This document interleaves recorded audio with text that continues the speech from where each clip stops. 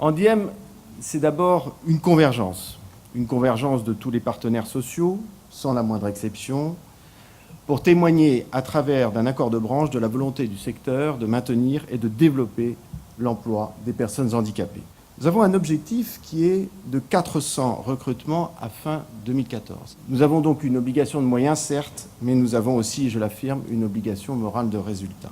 Les entreprises du médicament ont une mission, faire reculer la maladie, améliorer le bien-être des malades, leur permettre de poursuivre une vie normale. Nous savons qu'un homme ne saurait être réduit à sa maladie. De même, un homme ne peut pas être réduit à son handicap. Enfin, je souhaite que cette journée nous conforte en tant qu'acteurs de nos entreprises dans la volonté de changer les regards sur le handicap, d'adapter nos schémas de pensée et notre organisation pour améliorer encore et encore l'accueil des personnes handicapées. Comment peut-on influer sur la politique de l'entreprise, sur la prise en compte de la RSE dans son entreprise? Ça commence déjà en tant que leader par notre capacité de créer un état d'esprit. Je crois qu'il y a en effet une politique, les objectifs que l'entreprise peut se fixer, mais avant tout, la RSE, c'est un état d'esprit. Le LEM a un accord de branche dans le domaine du handicap qui est une quasi-première au niveau national, donc c'est quelque chose de tout à fait innovant. Comment on peut développer une politique de RSE au niveau d'une branche et au niveau d'un secteur d'activité? Ce que nous avons fait dans notre accord pour organiser ce relais d'impulsion, c'est qu'on a mis une obligation dans l'accord, donc là les entreprises elles sont obligées de l'appliquer, c'est d'avoir des correspondants handicap. Et je crois que c'est une très bonne idée parce qu'en fait on a une clé d'entrée dans l'entreprise qui est notre correspondant handicap. Pour certains c'est en plus d'autres missions et donc c'est à eux d'aller aussi après convaincre leur hiérarchie et l'organisation d'y aller. Mais pour nous, en tout cas, dans une organisation descendante, telle que l'est le LEM et Andiem, c'est un bon moyen de toucher l'entreprise par une clé d'entrée qui est ce correspondant handicap. On en a cité tout à l'heure, il y en a 230 et merci en tout cas à eux d'être présents sur le sujet. C'est possible d'être à la fois humaniste et président d'entreprise côté au CAC 40 ? C'est nécessaire. En France, on a encore trop l'impression qu'il faut le faire parce qu'il faut être gentil, quoi. Alors que c'est pas pour ça, on le sait tous, c'est aussi parce qu'il y a une efficacité derrière. Et cette promotion vers l'efficacité est absolument déterminante.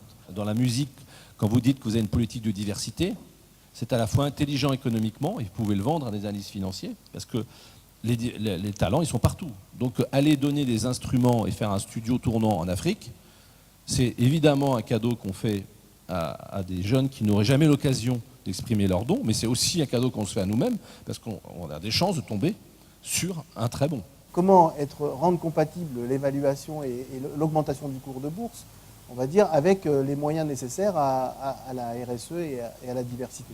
Notre mission, si je puis dire, c'est quand même d'amener des solutions innovantes par rapport à des besoins thérapeutiques insatisfaits, de les délivrer avec la plus grande sécurité, la plus grande qualité. Donc, pour moi, déjà, fondamentalement, on a un levier extraordinaire, c'est que la RSE, elle s'intègre très naturellement dans la mission d'une entreprise comme la nôtre. Si maintenant je reviens sur le capital humain, je n'ai encore jamais vu aucune entreprise qui est dans l'innovation et qui peut se fonder sur une pensée monolithique.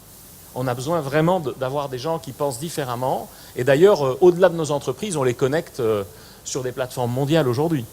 Donc, quand je réunis, si vous voulez, l'ensemble de ces aspects, je pense qu'on a atteint aujourd'hui véritablement une masse critique suffisante pour que le sujet soit fondamentalement intégré dans nos entreprises et soit d'ailleurs valorisé. Financièrement, économiquement, c'est pas très compliqué à mettre en œuvre, d'après vous, dans une PME? Il existe en France des dispositifs qui permettent aux chefs d'entreprise, de grandes, mais aussi de PME, de progresser en matière de RSE. Nos grands clients arrivent chez nous par notre médiatisation et par notre politique RSE, mais ce n'est pas pour ça qu'ils restent là.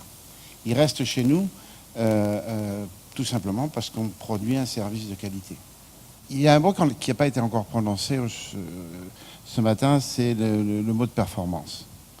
Et moi, j'associe de manière très, très serrée la RSE, la stratégie de développement avec la performance.